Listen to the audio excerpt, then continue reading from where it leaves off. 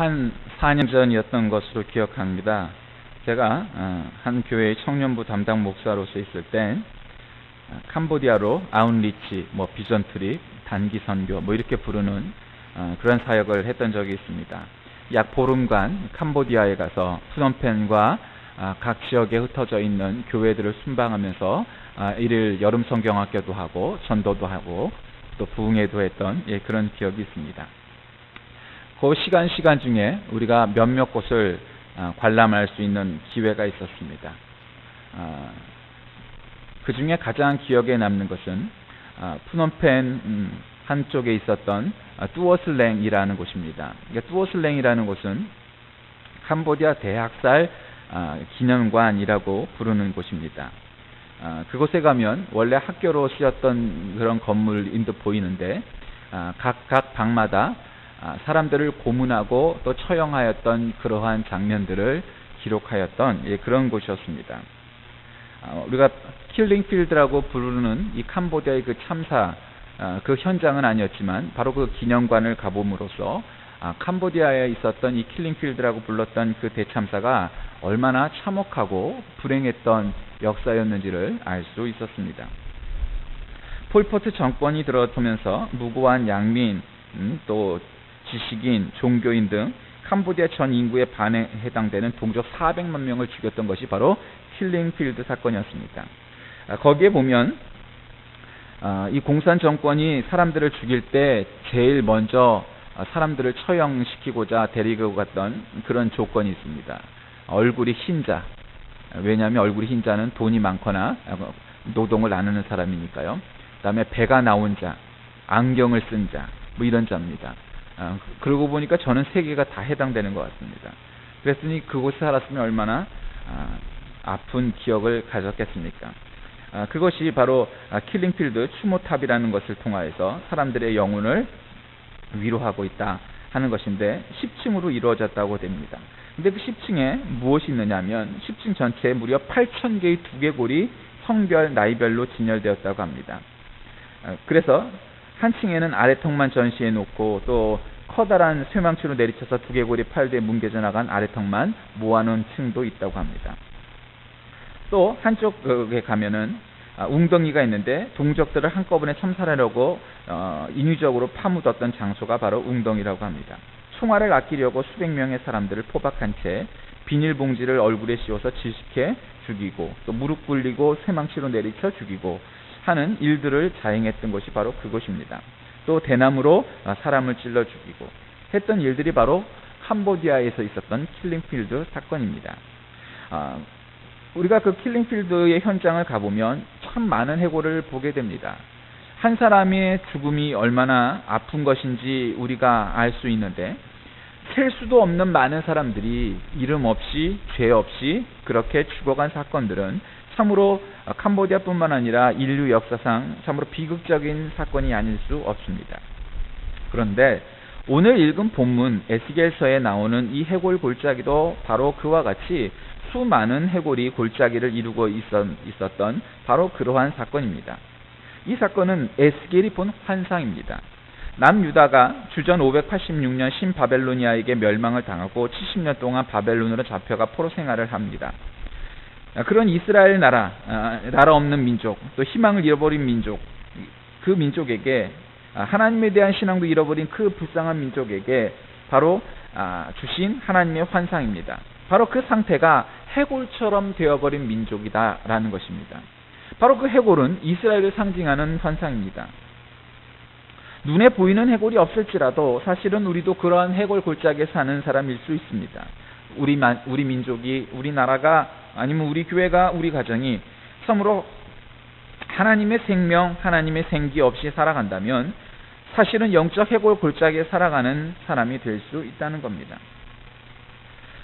만일 우리의 삶이 참으로 눈물로 세월을 이루고 나가며 또 단 한 끼도 제대로 먹지 못하는 그러한 삶을 살아간다면 얼마나 그것이 아픔이겠습니까? 북한 난민을 수용하기 위해서 북한과 중국 근처에서 있었던 사람이 지은 글입니다. 배가 고파 우는 아이야, 울다 지쳐 잠든 아이야, 장난감이 없어 보채는 아이야, 보채다 돌멩이를 가지고 노는 아이야, 내 어미는 젖이 모자란단다. 내 아비는 벌이가 시원치 않았단다.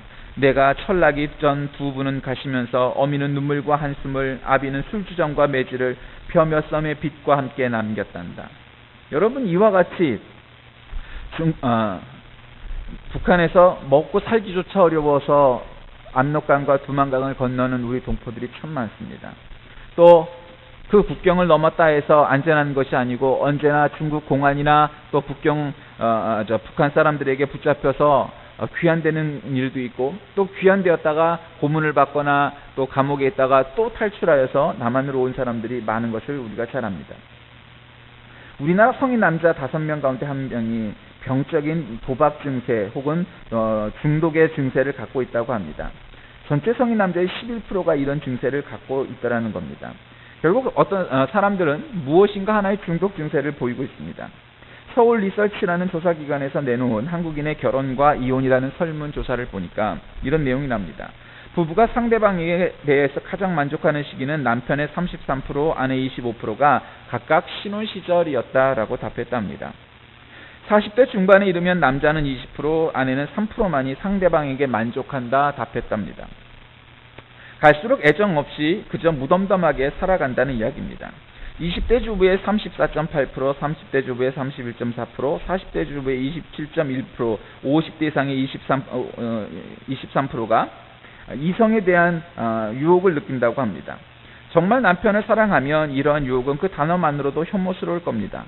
다시 태어나면 현재 배우자와 결혼하지 않겠다고 응답한 수치가 47.8%에 이른다고 합니다. 우리나라 국민의 절반가량인 44.2%가 배우자와 이혼을 생각해 본 적이 있다 답했습니다.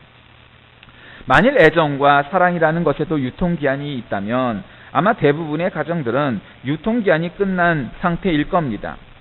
주례 선생님에게 유통기한이 지난 부부를 수고해갈 권한이 있다면 대부분의 부부들이 다 그 대상이 되었을 겁니다. 이런 가정이라면 천국에 가깝겠습니까? 아니면 해골 골짜기에 가깝겠습니까? 이렇게 저렇게 따져가다 보면 이 땅은 정말 해골의 골짜기가 너무도 많은 곳일 겁니다.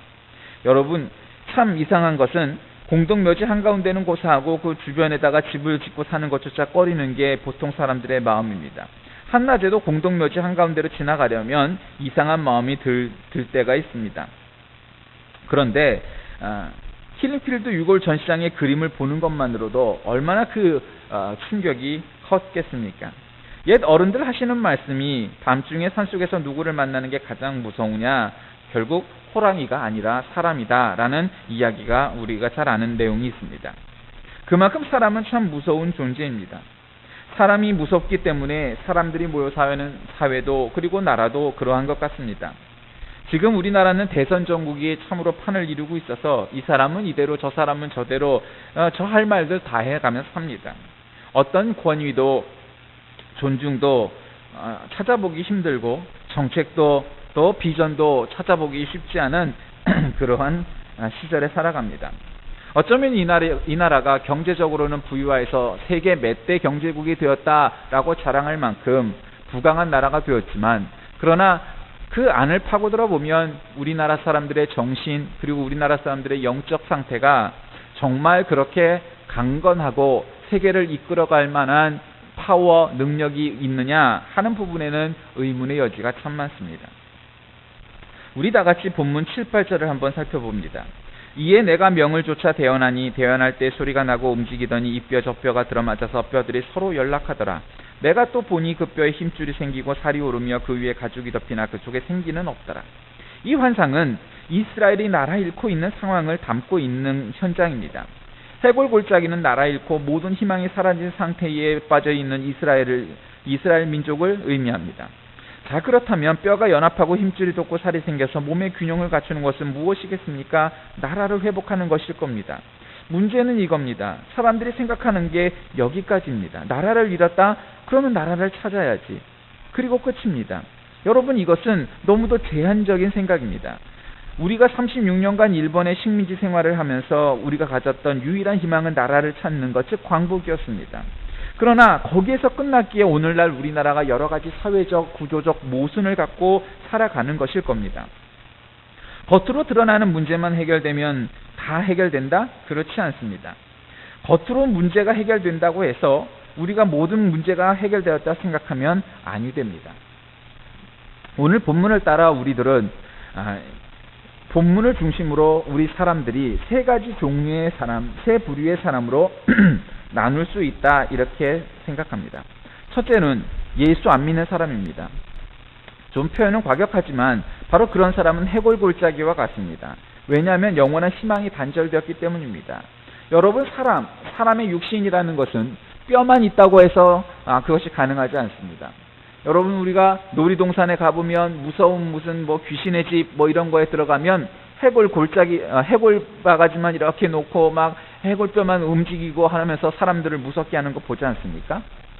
뼈만 있다고 해서 사람이 아닙니다. 거기에 근육이 있고 살이 있고 핏줄이 있고 해야만 그것이 진정한 사람의 육신이 되는 겁니다. 그런데 예수 믿지 않는 사람은 마치 해골골짜기에 있는 해골과 같은 뼈밖에 없는 존재와 같은 것입니다. 영적인 눈으로 보면 바로 그렇다는 것입니다. 그 육신이 아무리 강건하고 튼튼해 보일지라도 결국 그 안에 살과 피와 근육이 없기 때문에 그것은 참된 사람의 형상을 가질 수 없다는 것입니다. 또 둘째로는 교회에 등록하고 출석하는 교인. 이런 경우는 해골에서 다시 몸이 정상으로 돌아온 상태입니다. 뼈도 맞춰지고 힘줄도 생기고 살도 돋아오르고 겉으로 보아서는 정상적인 사람입니다. 셋째는 성령의 능력 안에 있는 사람. 이런 경우는 하나님의 생기, 즉 구약 성경에서 말씀하는 루아크, 또 신약 성경에서 말씀하는 푸뉴마, 우리말로 말한다면 하나님의 영, 하나님의 생기가 들어간 사람입니다. 크게 보면 이 세 가지로 우리 사람들을 나누어 볼 수 있습니다. 그런데 바로 여기에 엄청난 착각이 숨겨져 있습니다. 대부분의 성도들은 누구냐? 말할 때 어떤 사람들은 두 번째, 어떤 사람들은 세 번째 단계다 이렇게 말할 수 있을 겁니다. 예수 믿은 지 오래되고 신앙생활한 지 오래되고 교회 등록한 지 오래되었고 어떤 직분을 갖고 있으니까 우리가 그렇게 세 번째 단계에 있는 온전한 상태이다, 그렇게 스스로 착각하고 살아갈 수 있다는 것입니다. 여러분, 그것은 우리에게 중요하지 않습니다.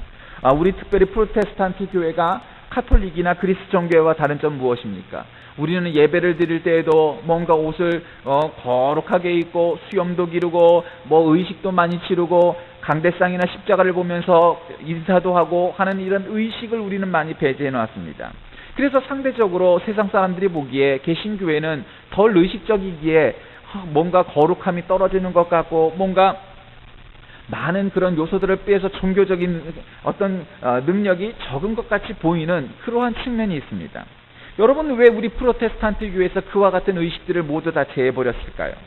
그것은 바로 우리에게는 눈으로 보이지 않는 하나님을 믿는 온전한 우리들의 영혼, 우리들의 정신이 하나님의 꿇어 엎드려 경배하는 것이 참된 신앙인의 자세고 그것이 예배의 태도라고 우리는 보고 있기 때문에 우리들이 겉으로 육신으로 십자가 앞에 절하고 또 여러 가지 의식을 통해서 거룩하게 보이는 그러한 모든 의식적인 행동들을 전부 다 제해버리고 오직 본질적인 것만 추구하겠다라는 종교개혁자들의 정신에 의해서 그렇게 우리 프로테스탄트 교회가 발전해왔던 것입니다. 그렇기 때문에 우리는 때때로 그러한 정신, 그러한 신앙의 전통 아래 있기 때문에 어떤 경우에는 너무도 그러한 신앙의 본질 자체를 잃어버리고 너무도 무성의하게 신앙생활을 하고 예배를 드리는 경향도 있습니다. 그래서 어쩌면 오랫동안 교회 안에 들어와 있었고 오랜 시간 동안 신앙생활을 했지만 신앙의 본질은 잃어버리고 그래서 사실은 해골바가지와 같은 상태가 되어버렸음에도 불구하고 자기가 육체적으로 또 정신적으로 건강한 그러한 사람인 것처럼 살아가는 일들이 너무도 많다는 것입니다.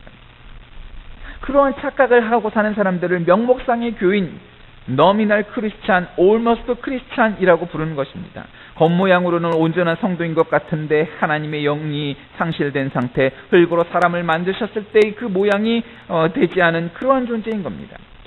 창세기에 보면, 특별히 2장에 보면 하나님이 사람을 만드시고 그 코에 생기를 불어넣으셔서 생명이 된지라 라고 성경은 기록되어 있습니다. 바로 이 생명, 또 생기, 이것이 바로 아까 말씀드렸던 루아흐 푸뉴마라고 말하는 하나님의 영, 즉 성령님이십니다.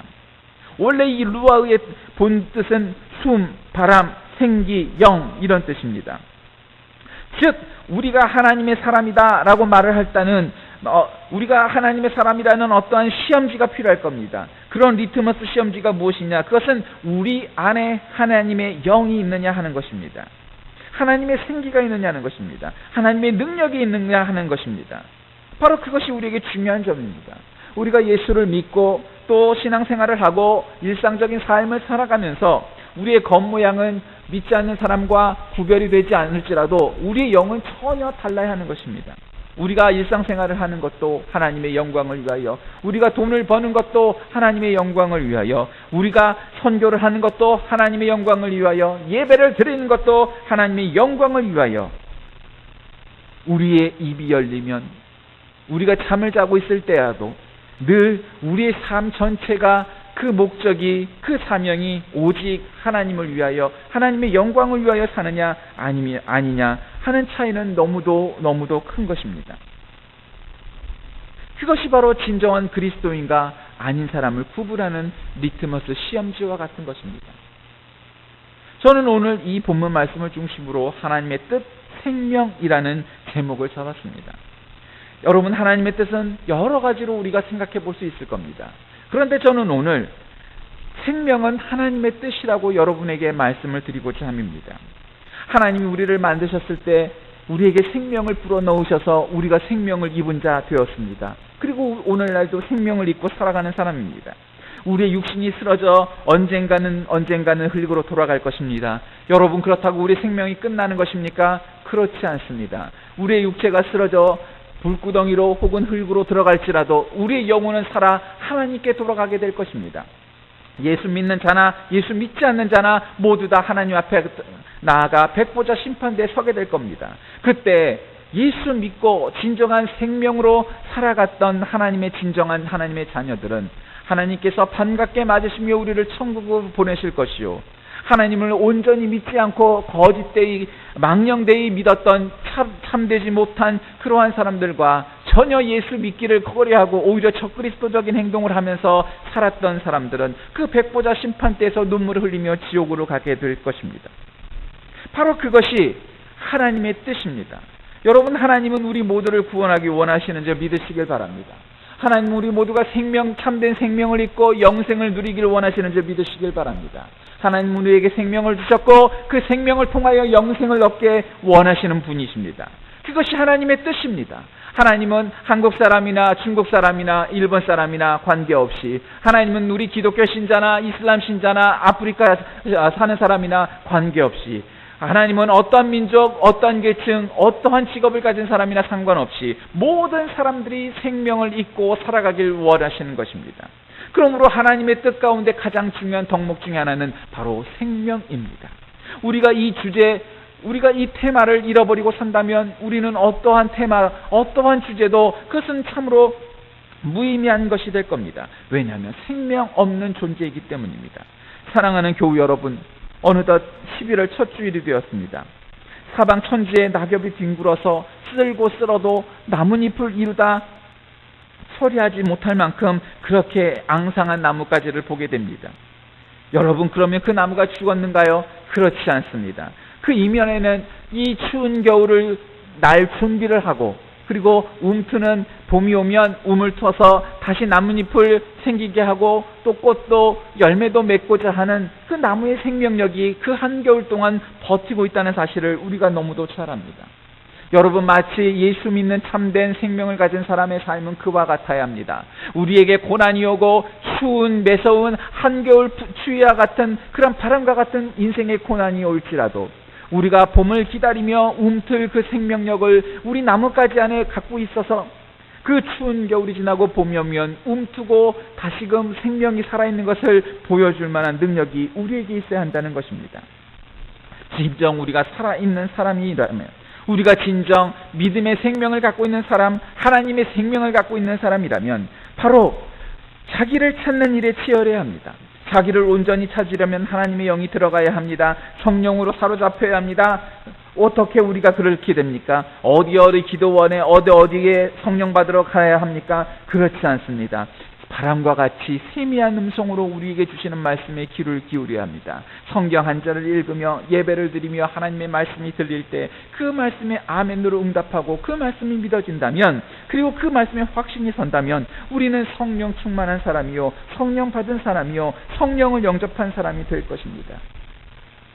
그와 같은 사람이 된다면, 우리 안에 성령 하나님께서 살아계신 하나님의 자녀로 살아간다면 그는 참 생명을 가지고 살아가는 사람일 겁니다. 그렇다면 우리가 밥을 먹는 일도, 잠을 자는 일도, 돈을 버는 일도, 교회에 와서 예배를 드리는 일도, 모든 일도 그 모두가 다 하나님의 영광을 위하여 사는 하나님의 자녀로서의 사람, 참된 생명을 지닌 사람의 삶을 살아가게 될 것입니다. 예수 믿지 않는 사람이 돈을 많이 벌면 그것이 축복이고 영광입니까? 그렇지 않습니다. 그것은 오히려 큰 범죄가 될 수도 있고 큰 위험의 요소일 수 있습니다. 그러나 예수 믿는 사람이, 참된 예수 믿는 사람이 돈을 많이 벌면 그것은 참으로 영광스러운 일입니다. 우리가 큰 높은 자리에 오른다면 그것도 역시 마찬가지입니다. 왜냐하면 참된 생명을 지닌 자는 하나님의 뜻대로 그 모든 것들을 쓸 수 있기 때문입니다. 말씀을 정리하고자 합니다. 이제 머지않아 추운 겨울이 올 겁니다. 별 볼 일 없는 것 같은 미물도, 또 생명력이 없어 보이는 식물 같은 것들도 이 추운 겨울을 나기 위해서 준비를 하고 그 추운 겨울을 잘 버텨서 따뜻한 봄이 오면 다시금 생명을 우리에게 보여줍니다. 그러기에 추운 계절에도 그 생명력은 끊이는 것이 아닙니다. 우리가 살다 보면 추운 겨울과 같은 험난한 일도 당할 수 있습니다. 견디기 힘든 추위가 지속될 수도 있습니다. 그러나 하나님의 뜻은 생명이 있습니다. 생명을 가진 자는 그 모든 추운 겨울 바람을 이기고 따뜻한 봄에 우물투어 생명을 다시금 보여줄 수 있는 것입니다. 하나님의 영을 가진 사람, 그래서 생명이 된 사람, 그 사람이 진짜 생명을 가진 사람입니다. 그 사람이 진짜 인생을 사는 겁니다. 그 사람이 진짜 믿는 겁니다. 그 사람이 참된 사람입니다. 생명 없는 자는 그것은 참된 사람이 아닙니다. 그러기에 예수 믿지 않는 사람에게 복음을 전하고 그들이 예수 믿는 사람이 되도록 우리가 돕고 다각도로 노력해야 하는 것 아니겠습니까? 사랑하는 교우 여러분, 하나님의 영을 가진 사람, 그래서 생명이 된 사람, 그 사람이 진짜 사는 거라고 말씀을 드렸습니다. 이와 같은 삶을 살기 위하여, 이 추운 겨울을 나기 위하여 우리가 무엇을 해야 할까요? 그것은 하나님이 나와 동행하시는가, 혹 하나님을 잃어버리고 살아가는 삶은 아닌가 되돌아보는 이 시절이 되길 원합니다. 그래서 우리가 참된 생명으로 어떠한 어려움이 닥쳐도 이겨나가고, 또 좋은 계절이 오면 꽃도 또 나뭇잎도 펼쳐서 참으로 아름다운 열매를 맺게 되는 우리의 삶이 다 되시길 주의 이름으로 간절히 축원드립니다. 기도하겠습니다. 살아계신 하나님, 이제 겨울을 준비해야 될 계절입니다. 어느 인생님들 추운 계절이 왜 없겠습니까? 그러나 겨울이 지나면 봄도 오고 여름도 오고 또 많은 열매를 거둬들이는 가을도 오는 것을 우리가 너무도 잘 압니다. 인생이 그러할진데 우리의 삶에 겨울이 온다 한들 그것을 못 이길 만큼 우리가 나약하지 않음을 압니다. 하나님, 우리에게 생명을 주신 이가 하나님이시니 참된 생명이 있는 자는 추운 겨울도 이기고 봄도 지나 여름도 지나 가을에 많은 열매를 맺을 수 있음을 잘 압니다. 우리 모두가 그와 같이 하나님께 참 생명을 지닌 자로 살기에 부족함이 없도록 인도하시고 늘 성령님과 동행하는 우리 모두에게 인도하여 주옵소서. 예수 그리스도의 이름으로 간절히 기도하옵나이다. 아멘.